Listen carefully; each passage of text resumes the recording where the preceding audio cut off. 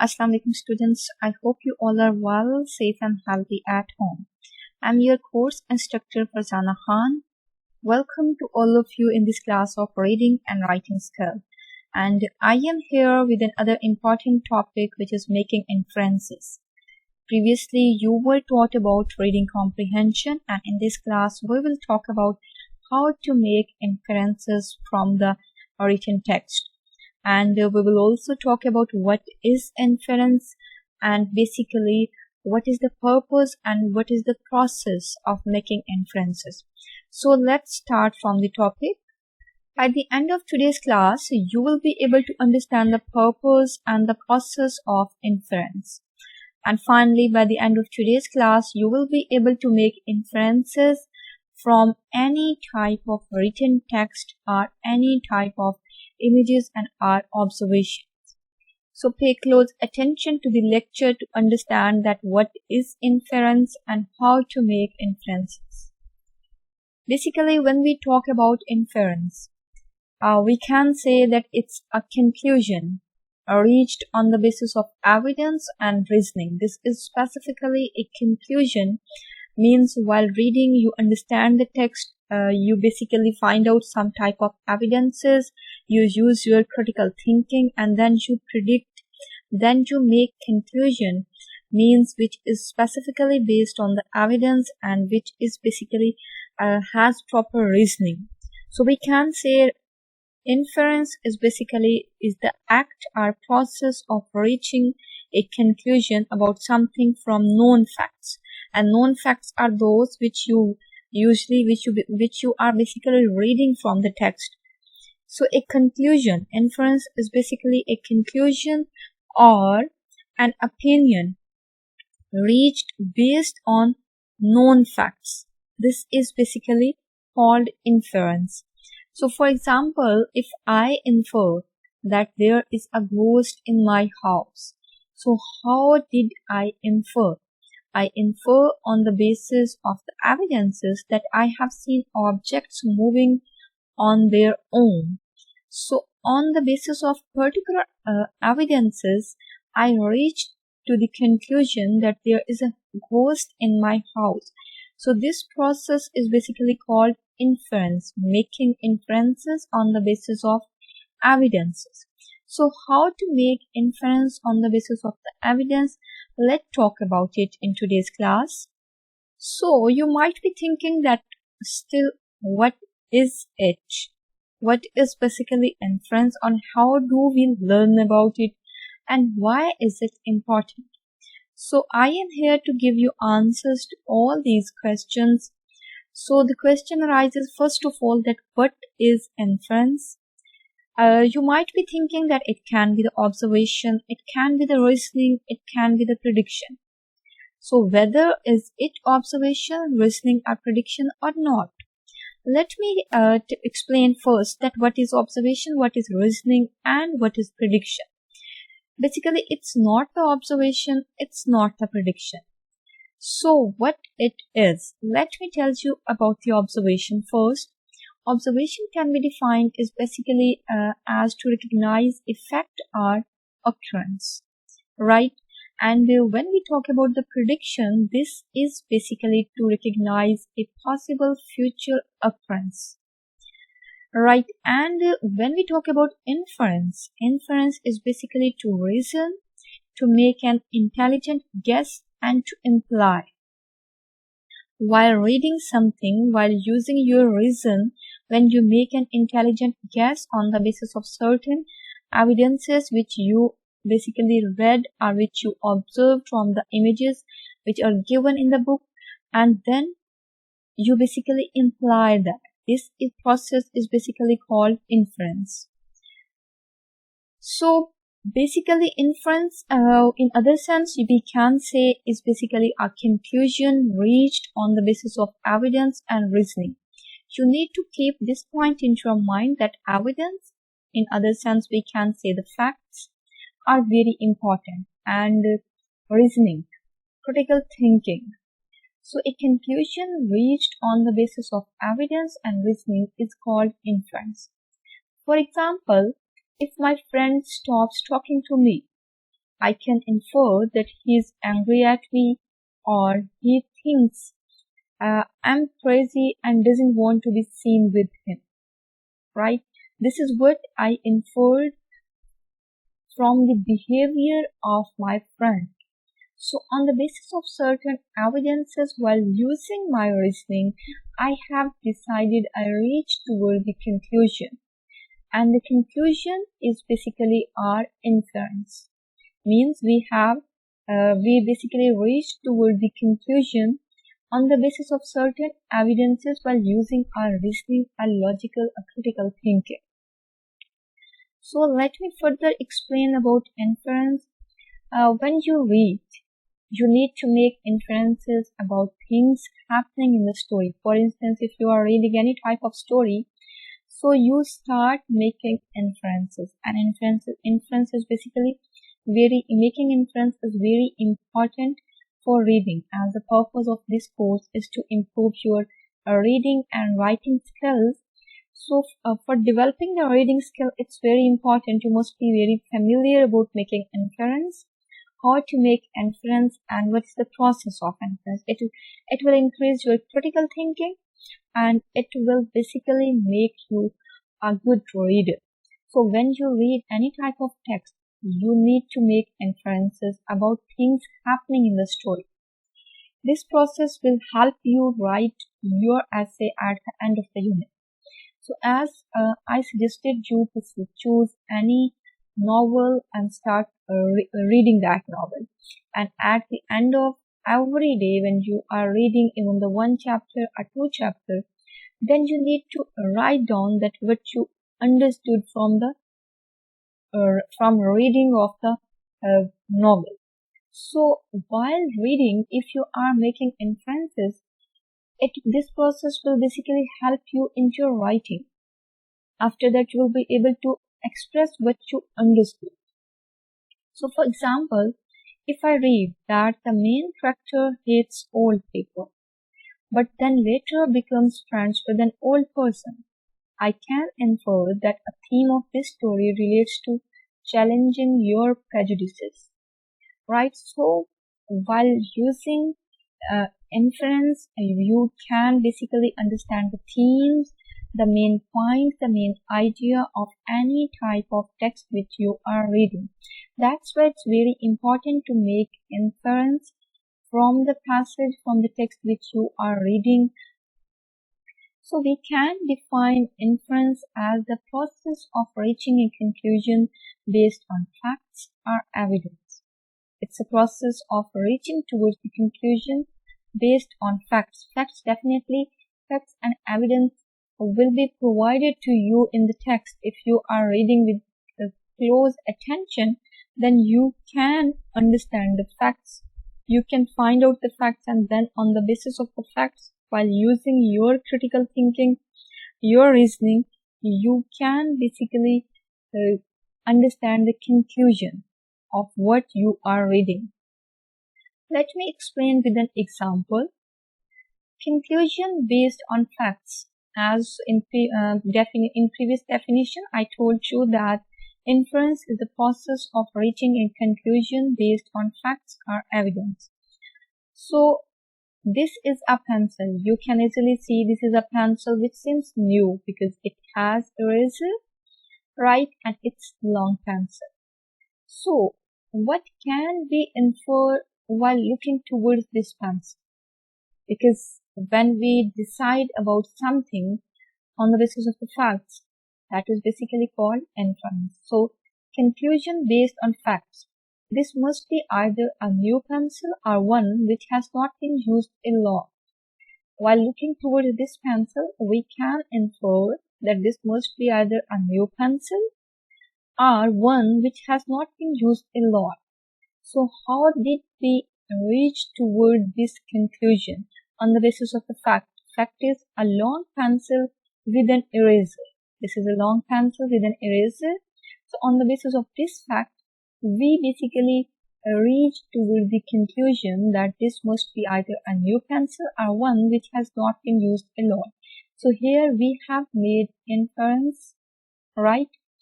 But while making inferences, for further clarification, we need to propose questions. So we need to discuss questions that why do you think this is a new pencil? You need to ask this question from yourself just to confirm what you have inferred, whether it's right or not. So why do you think this is a new pencil? This is a proposed question. And the other question is that what makes you think that it has not been used a lot? So the answers of these two questions are here. While looking toward the pencil, we can say that this is a new pencil because it has an eraser, it's long, and it seems it has not been used. So on the basis of this, we can say that it's a new or it's an old one which has not been used. Well, let me explain with another example. Here you can see this image. It's a small pencil with no eraser, right? So confusion based on facts. So while looking towards this pencil, we can infer this must be either an old pencil or one which has been used a lot. So we can infer it has been used a lot, or perhaps it's the old pencil. And definitely the question can be discussed that why do you think that it's an old pencil? Because it's the short, it's the small. And you must have the logic, you must have the reason to prove what you have inferred, right? For this purpose, you need to propose questions what you have decided whether your conclusion seems accurate or not. So there must be some logical point of view behind your conclusion. So the facts, those facts can be the logical reasons. So what makes you think that it has been used a lot? Definitely the shortness of the pencil make us think that it has been used a lot. That's why it's short. So infer, how do we learn about it? The question arises that how will you learn how to infer? Definition, I have already made it clear that infer is basically, or inference is basically reaching toward the conclusion on the basis of facts and evidence. So when we talk about the process of inference, its process is basically a step-by-step process in which finally we reach towards the conclusion. So the first process is observation. We do observe whether it's the written text, whether there are images, right, or whether something is happening in front of us. Here our specific focus is on the written text. So on written text, definitely the dialogues of the character. If you are reading any story, you will observe in your mind, you will think about the characters, what they are uttering and how they are performing. Well, first of all, observation. After that, think critically. This is the second step for making inference, right? On the basis of the observation, one needs to think critically. And after that, one needs to pose questions. Why to need to pose questions? Just to confirm your conclusion, as I have proposed questions in the previous examples. So you need to propose questions, and also you need to provide answers to those questions. And finally, on the basis of observation, on your critical thinking and the questions which you have proposed to yourself, you need to draw conclusions. Right, this is basically the process of making inference. So let me explain the process. Here you can see the observation. On the basis of the observation, you need to look toward this image. Here you can see the boy is crying. So what can be the inference? The boy is heard inference based on the facts. So we can see the first fact is that the boy is crying, right? And the second fact is that the boy is hurt, right? So inference will be based on these two facts. First, the boy is crying, and the second, the boy is hurt. So on the basis of these two facts, the inference is the boy must have fallen, right? So on the basis of the evidences, first we do observe, and then on critical thinking and then proposing questions, we can infer, and inference will be always based on the evidence and the facts. And here in this example, the inference is the boy must has fallen. Here in another example, you can see in this image, he is tired. First point is that he is tired. The baby is asleep. After observing the first fact, the first fact which we find is he is tired. The second point is the baby is asleep. So on the basis of these two facts, we can infer basically the baby may has taken a while to fall asleep. So first of all, we need to observe whether it's a written text or it's an image. And then we need to find out the facts, and while using our critical thinking, we need to infer, we need to reach the conclusion. This is basically the whole process of inference. So there are different points on the basis of which you can infer. You can infer through questioning. As I already told you, through proposing questions, you can infer, because questioning and inferring work in basically we can tandem to enhance understanding of the text. Tandem basically means side by side. So questioning and inferring work in side by side to enhance the understanding of the text. So whenever you are reading any type of text, at that time for inferring you need to ask questions, you need to propose questions and you need to give answers to the questions on the basis of the facts. So inferring through questioning, basically students' language provides a clue to their thinking when you are reading any type of text. So language can tell you that what would be the next and what is going to happen later on in the story and what would be the conclusion. So inferring through making connection, when you are reading any type of text, you can infer by making connection. So the question arises, the connection of what? Readers are able to think inferentially when they connect their background of information, ideas, and experiences with the text. When you are reading a type of text, then you can use your prior knowledge. In reading comprehension, I told you that you don't need to add your prior knowledge, but when you are going to infer something, at that time, you can use your background knowledge on the basis of which you can infer that it can happen, right? So, background knowledge, it is important for the reader to have background knowledge about a text they are reading if they are expected to read inferentially. For reading, when you are reading for the purpose of inference, making inference, at that time it's very important you have certain type of knowledge about the particular topic. So you can relate whatever you are reading to your background knowledge and then you can infer. So for background knowledge, sometimes the word can give you the clues, sometimes your own experiences can help you making the inference, right?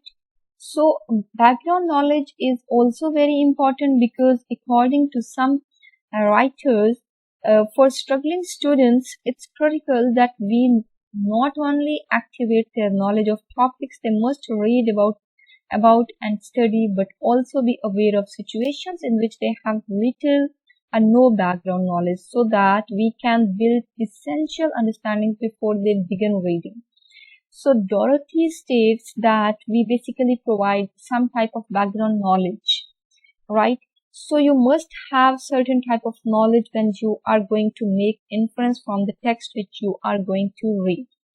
So inferring through predictions, as I already told you that prediction is not inference. In inference, we basically make conclusion, we reach toward the conclusion on the basis of the facts which we are reading, which we are finding while through reading. So prediction is related to inference, but there is a difference. In prediction, we can just predict with no facts and figures, but in inference, we need particular facts and figures to reach toward the conclusion and to make a logical decision. So imagination and visualization is again very important. When you read, you use all your senses. You see things in your mind's eye and hear the sounds. You connect to the about which you are reading. So imagination and visualization can also help you in making inference. Similarly, if the images are there in the book given, then you can look towards the images along with the words, the synonyms which has been used. You can infer, right? So this is basically the process and the strategies which you can employ while making inferences from the text. Inference, the basic purpose of the inference. Basically, improve the critical thinking of the student. It's very important to infer, because when you will read for the purpose of inference, for the purpose of making inference, and then definitely you will read and you will think. You will focus on the facts and figures, and you will continuously think about it, right? And it will improve your reading comprehension, and you will be able to reach towards the conclusion after reading anything, because only reading, we cannot say that if someone is fluent at reading. We need understanding, we need proper comprehension along with the fluency. We need the critical thinking, logical and reasoning, providing logical and reasoning by the end of the reading and even while reading. So this is basically the purpose of inference. So it helps you learn to think critically and reflect on how you think, read at higher level. And you can write the stronger paragraphs after reading, because reading is very important. It provides you proper exposure to be a good writer too, right? The more you read, the more you are able to write well. For this purpose, only reading is useless unless until you are going to think about what you are reading. So this is basically inference. So it's all about today's class, in which we have discussed that what is inference and how to make inference. Inference is basically reaching towards the conclusion or drawing conclusion on the basis of the observation, prediction, predicting, and most importantly, on the basis of facts which someone observed while reading or while observing anything. Right? So inference is basically reaching towards the conclusion on the basis of the facts and evidences. I explained the strategies which you can employ. I'll assign you one assignment on it. I'll share you some handouts for further study, and in case of any confusion, you can discuss with me. So take care. Allah Hafiz.